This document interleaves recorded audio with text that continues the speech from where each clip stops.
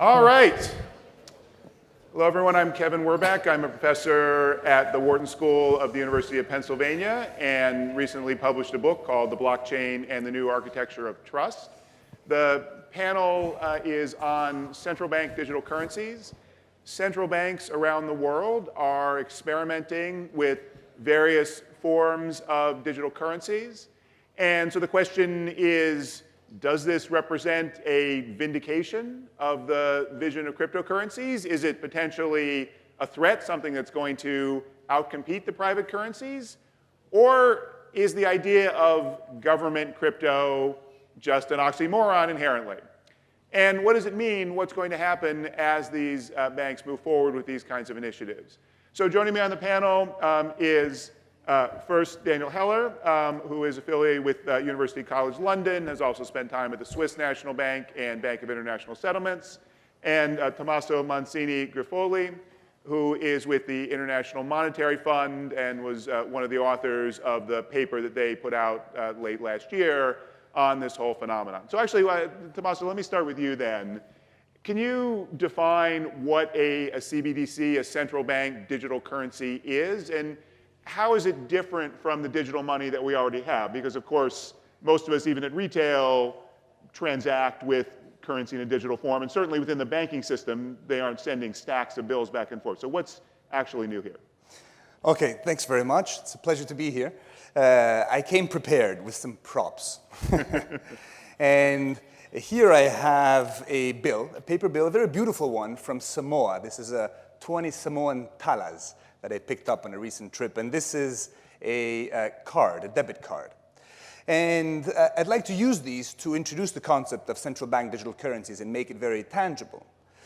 And I'd like to compare the two on the basis of a means of payment and a store of value. So this is a pretty good means of payment, this paper bill. All it takes is for us to meet, we exchange this bill, and that's it. The transaction and settlement are one. It's immediate, good means of payment. This is also a pretty good means of payment. We don't have to meet. I can use the number on this card and buy stuff on the internet, for instance. This is a good, secure store of value. It's, after all, it's a liability of the central bank. 20 talas is going to be worth 20 talas in nominal terms.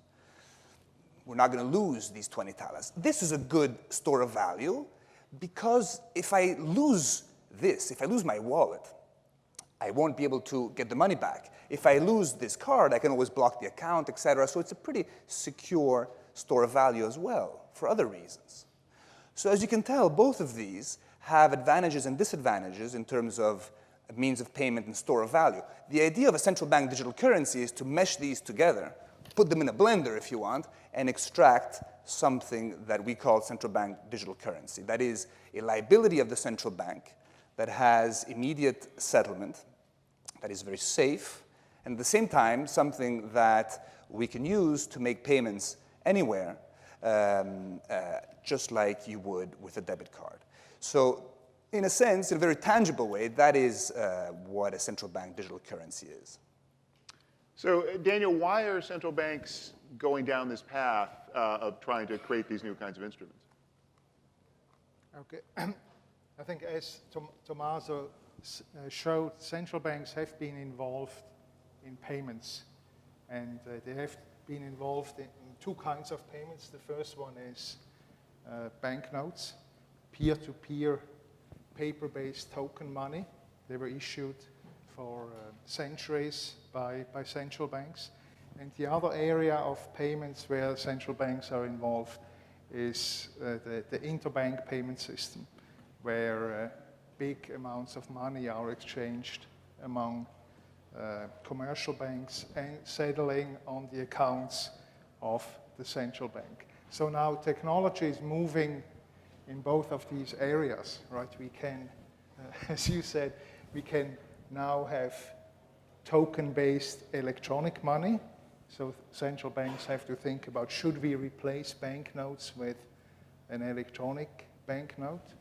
And in the other area of interbank payments, technology now would enable options to settle in decentralized ways, also based on central bank issued money.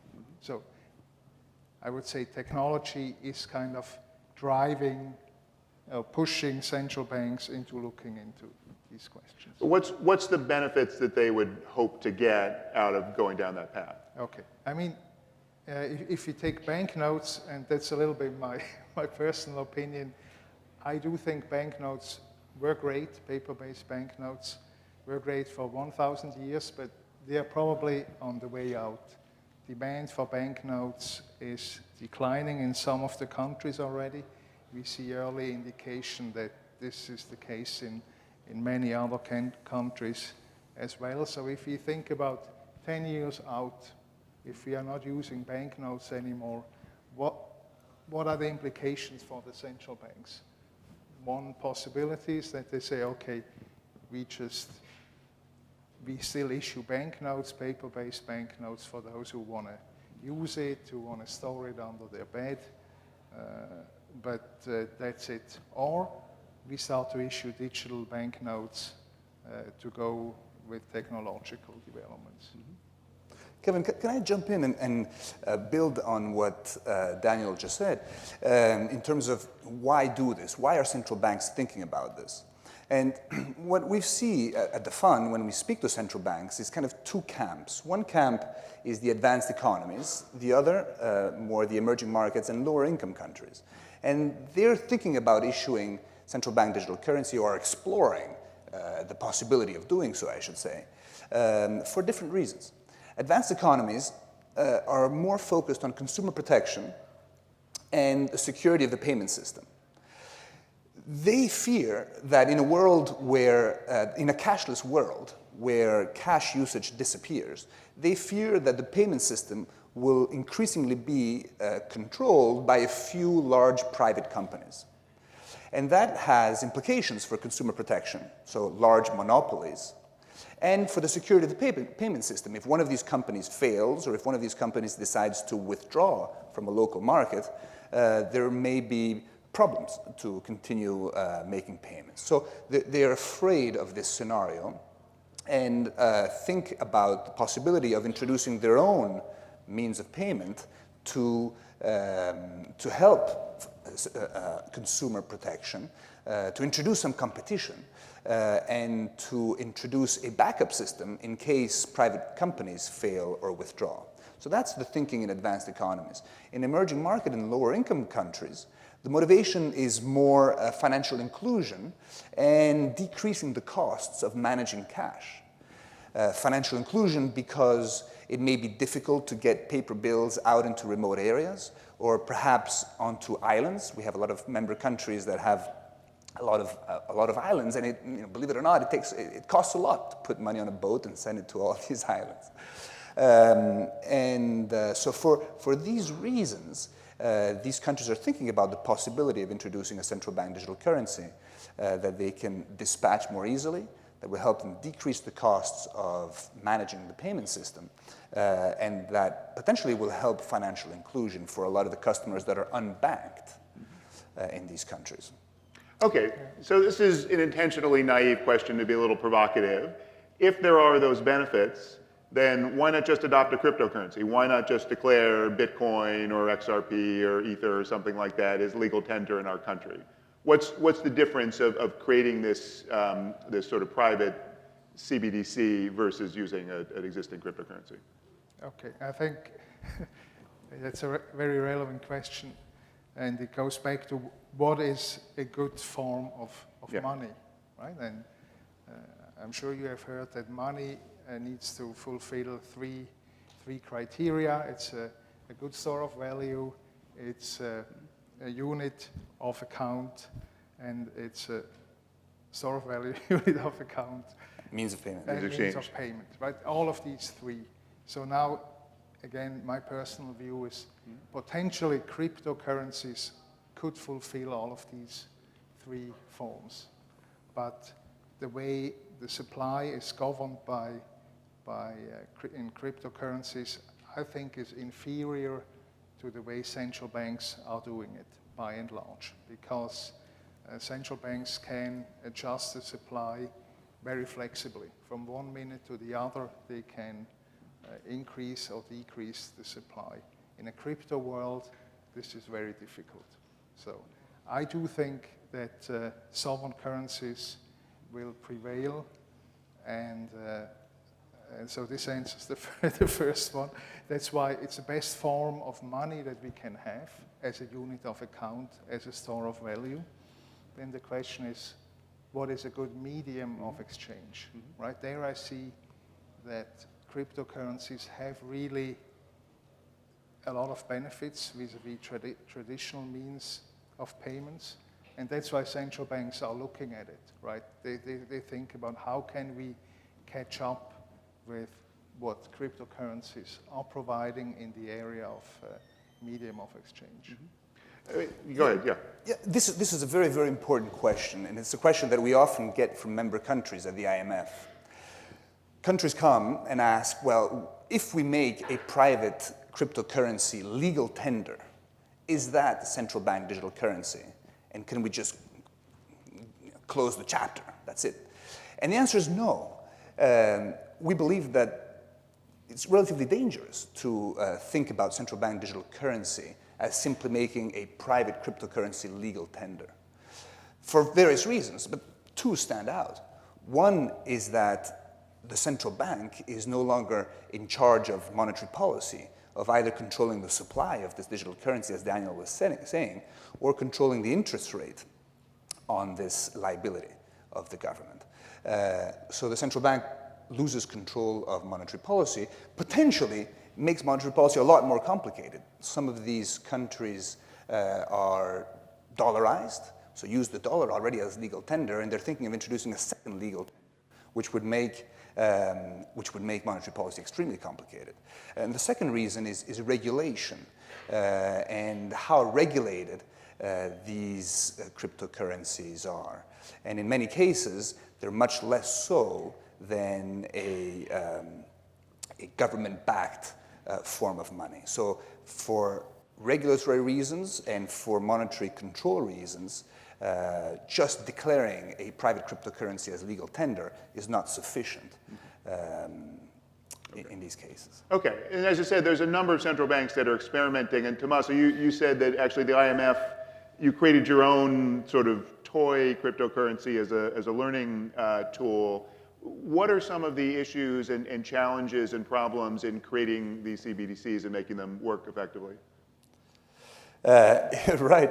Yes, we did. The IMF did create a coin called the Learning Coin that is only available to IMF staff. There's absolutely no intention to have this come outside of the walls of the IMF.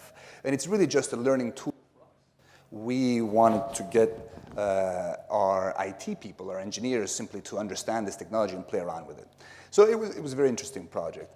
We're also not in the business of advising member countries on technological choices. We leave that up to them. We simply work with countries to think about the macroeconomic implications of perhaps moving towards a central bank digital currency.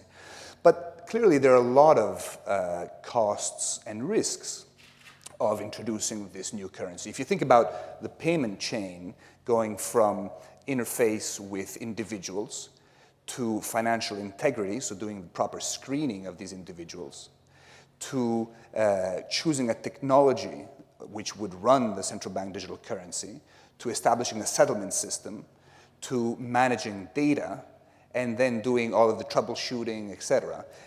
Those are all the steps involved in offering a means of payment. The central bank would potentially be involved in all of them in setting up a central bank digital currency. That is, if it were to allow individuals like us to hold accounts at the central bank, it would potentially have to do all of these steps, which would be extremely costly for the central bank and relatively risky. Suppose there is an AML-CFT failure, this would, of course, taint the reputation of the central bank.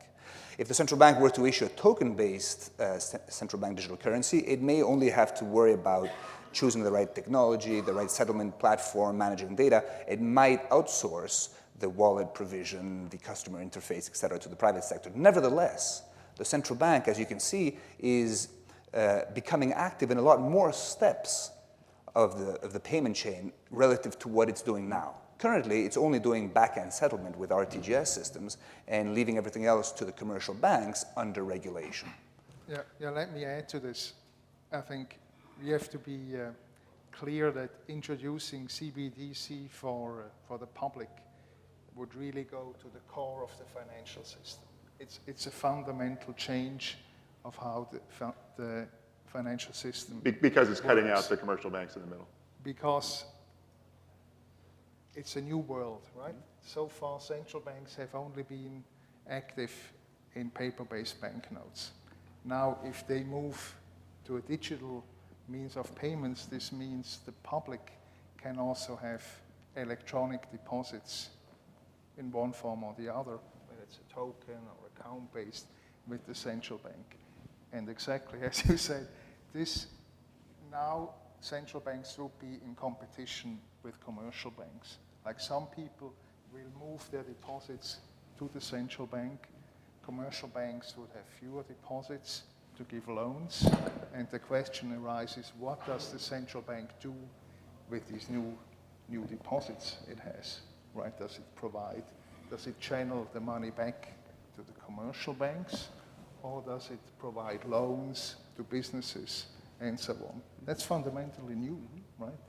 Let alone all the other complications in monetary policy and how to run a big payment system. But it's really, on the surface, it's just technology, but deep down, it's really the way the financial system would work. Right, so then would we expect to see then different approaches based on central banks and governments, their views of monetary policy, their views of the appropriate role of the banking system? Could this lead to sort of more diversity or just reinforcing those approaches? I think that's why central banks are very hesitant now. They see the whole CBDC topic as a Pandora's box, right? They don't know what will happen if they open the box. Mm-hmm. And that's why, being conservative, they are very reluctant to go ahead. They could, from a technological point of view, they could have done it 20 years ago, but they haven't. So. Right. Okay, so let me ask, we only have a couple minutes left, and we're standing between everyone and lunch. So let me ask both of you this final question, is given that hesitancy, do you think that we will see in the next, say, 5 years, a economy of any decent size issuing a CBDC, and which jurisdictions should we look to that are likely to be more out in front? Tommaso? It's very difficult to predict the future, obviously, and I'm not going to mention country names in particular, but I can just say that a lot of central banks are actively investigating the possibility of issuing a central bank digital currency and are starting to run pilots.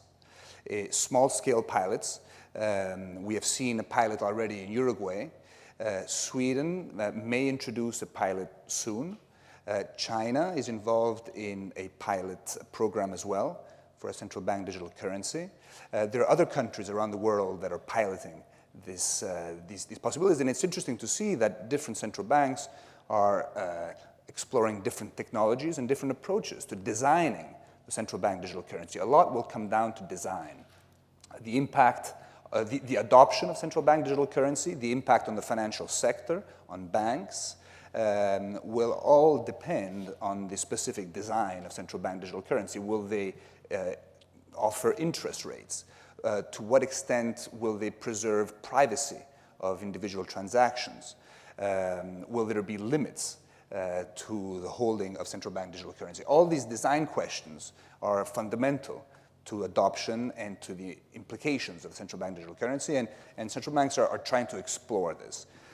Will we use central bank digital currency in the next 5 years? Probably a little early, but in 10 years' time, I wouldn't be surprised if some countries introduced something close to this. Yeah. Okay. 5 years. I would say in 5 years, we will see some countries that make interbank payments on-chain. The distinction I made earlier, the interbank market, I think, will move to DLT pretty quickly, also in big countries. And then in the retail space, I would say in 5 years we will see some small states that you mentioned with geographical challenges, that they will offer digital solutions, central bank-based digital payment solutions. And then we will see whether the bigger countries will follow.